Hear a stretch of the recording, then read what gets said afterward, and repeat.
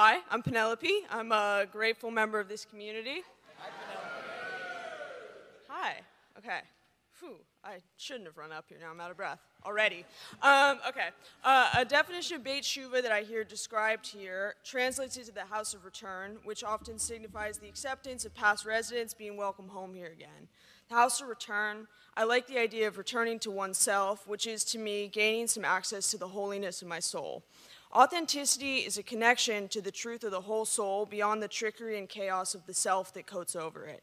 The question of how to experience that, though, sometimes puzzles me. For the holiness that is somewhere in me or in between every atom of me, the thing that connects me to peace, to empathy, freedom, and acceptance, has a hard time coming out. It's coated over by sick thinking, obsessive thoughts, subconscious and conscious, and constant self-judgment. I ask my sponsor and many others how to rid myself of this because it drives me absolutely insane, and she only ever recommends two things, which are practicing rigorous honesty and engaging in a selfless practice, like walking into a space asking myself not what I can get out of people, but what I can give. So like walking into this space and asking what I can give to this service by engaging in it fully instead of what I'm getting out of it. Sorry. Okay, and getting out of myself is how I access the present, which is where my true soul comes out without being interrupted by all that insanity. It's where I'm connected, where I'm free, authentic, and my spirit is joyous. When I linger in myself for too long without interruption and relief, I crumble into all the lies that I tell myself, which eventually aren't distinguishable from the truth, and start putting on masks of repression out of shame. My brain gets bad really quickly, and I need to tap into my soul to stay sane. Day to day, I can feel really disconnected from holiness with all of people-pleasing, manipulation, sorry. I don't stand up for people I love. I don't say the hard thing that someone needs to hear but doesn't want to hear, and I get far away from who I am very quickly. I'm like silent when I want to be speaking. I'm speaking when I don't want to be silent. I'm lying, and I don't even notice that I am, and I'm holding the truth too close to my chest. And when my mind is left to treat itself, it treats itself with violent cruelty. But still, my soul, like all other souls in this room and in this world, is holy. The soul is holy. The removal from self via selfless action and getting back to the soul, that's holy and absolutely necessary. Spiritual connection between people, I think, cannot take place without a mutual recognition of each soul's inherent value, that the person sitting across from you is never to be talked down to or talked to as a superior, only as a human being.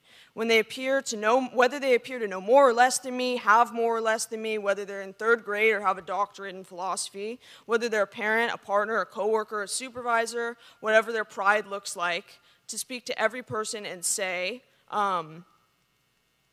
within these walls right now, to speak to every person, say, within these walls right now, as another holy soul surrounded by itself makes life so much more enjoyable. It can embed curiosity in every conversation and shift judgment favorably. I know my own pride can easily slip to a place where I believe for a moment that I'm right, I know, I'm more important than you, or I can do this by myself and I don't need anyone else. The rules don't apply to me, we aren't the same, I don't have to work as hard, or I have to work harder than you to get what we have.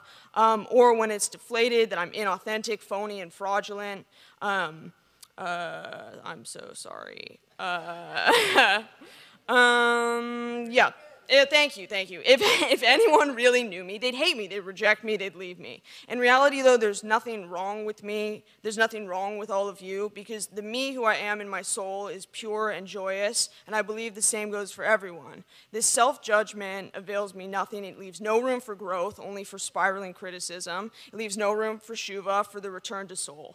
Then this refusal to appreciate the truth of who I am doesn't just affect me. Pretending I don't know anything and refusing to give myself credit, speaking negatively about my body, thoughts, workings of my mind, and actions that all fall in line with typical human behavior, that models to every person I'm around, fellow residents, coworkers, family members, friends, loved ones, that these same qualities in them are likewise worthy of criticism, that I may be judging them too for them being human beings.